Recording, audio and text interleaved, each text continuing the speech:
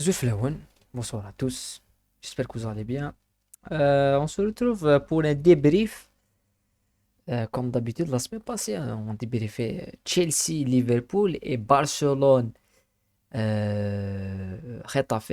Cette semaine, on fera de même, mais avec les deux mêmes équipes, hein, Chelsea, West Ham et Barcelone, Cadix. On peut parler en long sur les deux rencontres. Mais personnellement, quand je dois parler de Chelsea et du débrief de Chelsea, je pense que j'ai débriefé l'année passée le match entre Chelsea et West Ham qui s'est terminé par un match nul. Et, et où le titre que j'ai fait il y a 6 mois, hein, on voit la vidéo il y a 6 mois, pourquoi rien ne marche à Chelsea. Et je pense que ce soir, on a quand même on va dire une autre performance qui pose beaucoup de questions. Pas sur le plan technique, ni sur le plan tactique, mais, mais, mais au-delà de ça, sur le plan psychologique, c'est comme s'il y a une malédiction autour de Chelsea qui n'est pas, qui n'est pas explicable. On peut pas l'expliquer quand on voit le match, quand on voit le déroulement du match, par du football ou par une capacité de West Ham à défendre, à jouer en contre. C'est pas le cas. Donc avant de commencer, n'oubliez pas de liker au maximum le débrief. On commence avec Chelsea, West Ham, match, victoire de West Ham, 3 buts à 1, but de Naïf Aguerd, puis l'égalisation de Chukwuemeka. Après, il y a eu le deuxième but de Antonio, Lucas Paqueta, le carton rouge d'Aguid et le penalty raté par Enzo Fernandez en première mi-temps. On a eu quand même des statistiques qui nous démontrent un petit peu l'étendue de la domination de Chelsea. Mais avant les statistiques, on va plus voir le 11 aligné par Mauricio Pochettino, qui est un 11 assez logique avec la blessure de Rhys James remplacé par Malou Gusto, un milieu de terrain, un Gallagher, Fernandez, Chilwell. Chilwell en plus offensif avec les trois défenseurs centraux, Colwyn, Thiago Silva, Dizazi. Chukwuemeka avec Jackson, Nicolas Jackson en attaque et Raheem Sterling en attaque. Donc face à une équipe de West Ham qui s'est positionnée, une équipe assez défensive, qui se lance dans une transition rapide en utilisant Berrahma et Bowen en attaque avec Antonio en point de fixation. C'était la stratégie initiale qu'on connaît par, euh, par, euh, par David Moyes. Donc il n'y a pas de surprise dans ce côté-là. La première chose qui saute aux yeux quand on analyse le match, c'est qu'on a eu quand même, c'est qu'on a eu quand même une domination assez importante de Chelsea, plus de 76% de possession contre 24. On a quand même un duel de style et entre une équipe de possession, quand tu vois le nombre de passes faites par Chelsea, 700 passes contre 200 passes, la précision de passe était pour Chelsea, euh, les corners neufs, les tirs cadrés, voilà, l'efficacité. Aujourd'hui, il y a au-delà de ça, il y a un exemple d'efficacité démontré par West Ham, qui est dans l'efficacité, vraiment ce qui s'y fait de mieux aujourd'hui dans le match. Et au-delà de ça, tu as Chelsea qui a quand même dominé toute la première mi-temps, qui a encaissé le premier but après seulement quelques minutes. 7 minutes. Puis ça marque,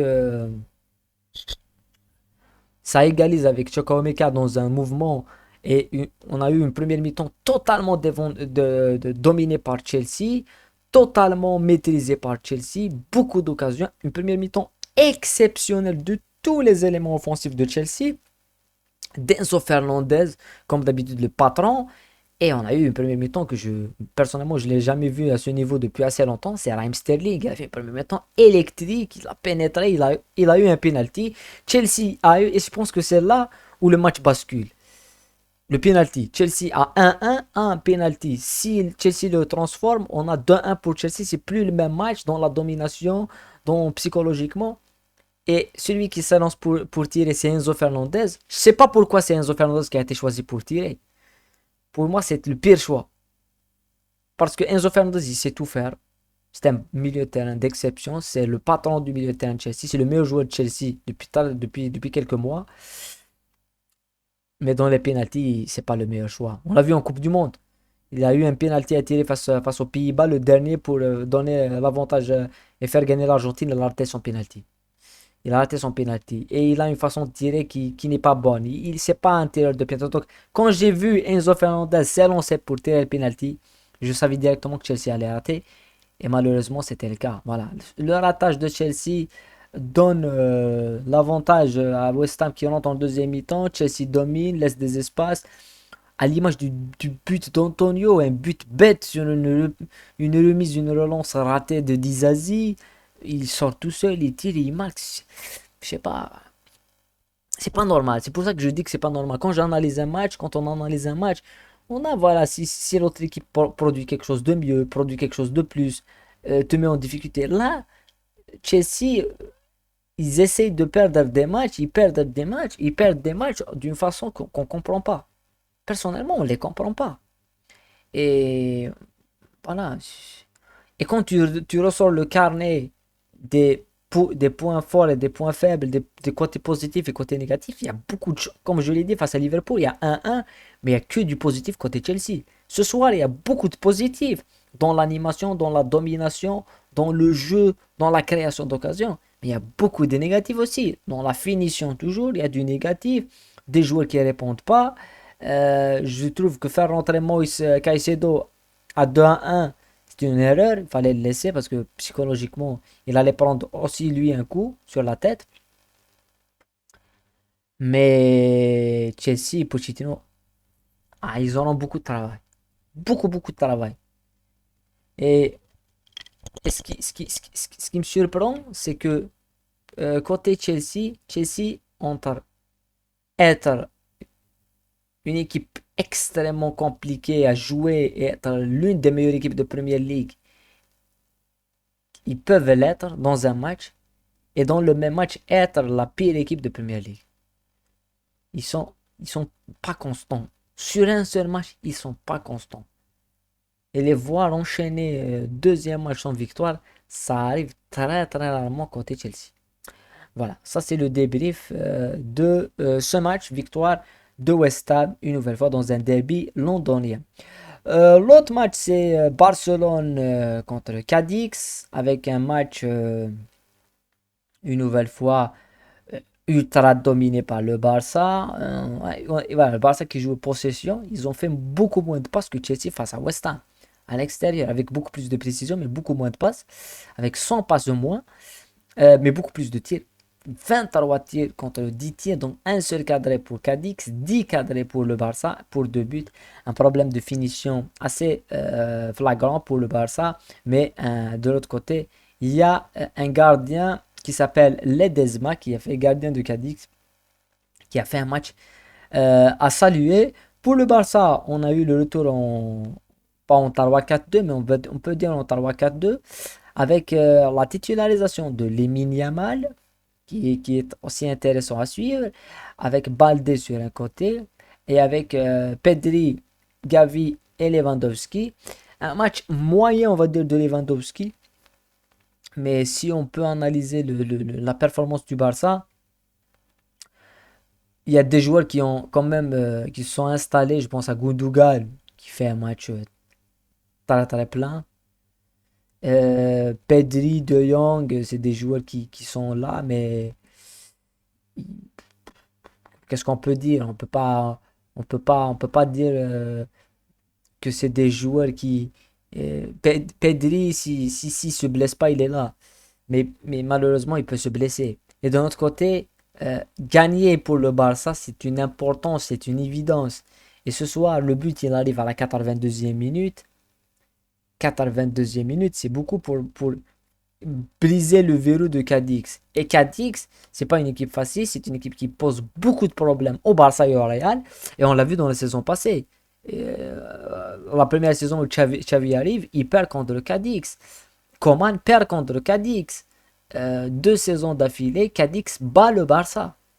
Une seule fois, ils font un nul, et la deuxième fois, ils battent le Barça. Et ils battent le Barça sur 4 matchs, ils les battent 2 fois.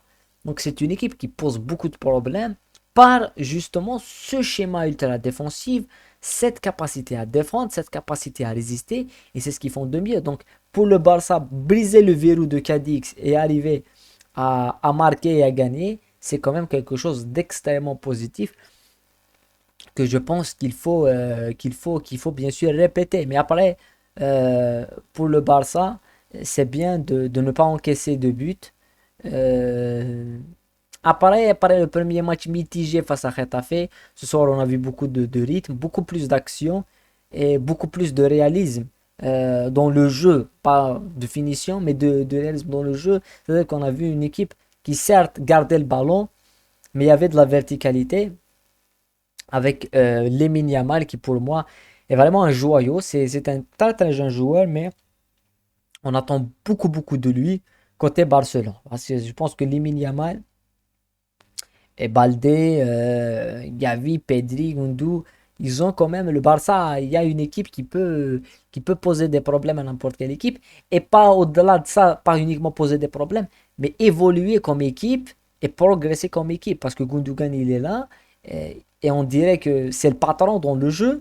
Mais tu as des jeunes joueurs comme Pedri, Gavi, qui sont pas plus jeunes, mais pas, ils sont jeunes mais ils ont déjà un petit peu du vécu. Et d'un autre côté, tu as des joueurs comme Yamal qui arrivent, qui vont aussi s'installer dans cette équipe du Barça. Donc moi, je pense que c'est pas... euh, il faut au-delà voir la difficulté du match que le Barça a difficilement battu Cadix, mais au-delà de ça, voir cette capacité du Barça à briser le verrou, c'est ça à retenir. C'est cette capacité du Barça à marquer et à gagner. Après, Ferran Torres, il marque son but. C'est aussi quelque chose d'intéressant. Mais après Ferran Torres, on l'a déjà vu marquer des buts. Mais au final, il a pas été aussi impressionnant que ça. Voilà. C'est terminé pour un débrief. On a vécu un match, on a vu des matchs très très fermés. Mais bon, le Barça a gagné. Chelsea a perdu.